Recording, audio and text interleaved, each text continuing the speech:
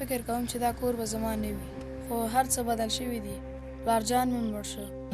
کبیر هغه سپېڅلی ځوان چې هر څه ورته بدلون وکړ. نجونې څه اړتیا لري چې باسکټبال وکړي؟ څه بس دا سم کار نه دی، ته باید نوره ښوونځي ته هم لاړه نه شې. دا ته څه وایې کبیره؟ دې کیسې سم نه دي ها؟ مریم د لوړو هیلو لرونکې نجلۍ.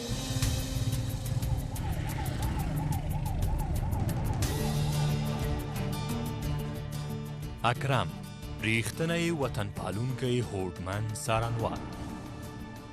سپېڅلی زړه هره جمعه د شپې 8 بجې له لمر څخه.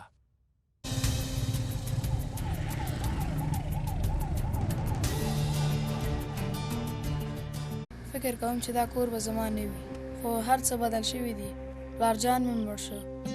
کبیر هغه سپېڅلی ځوان چې هر څه ورته بدلون وکړ. نجونې څه اړتیا لري چې باسکټبال وکړي؟ څه بس دا سم کار نه دی، ته اکرم ریښتینی وطن پالونکی هوډمن څارنوال.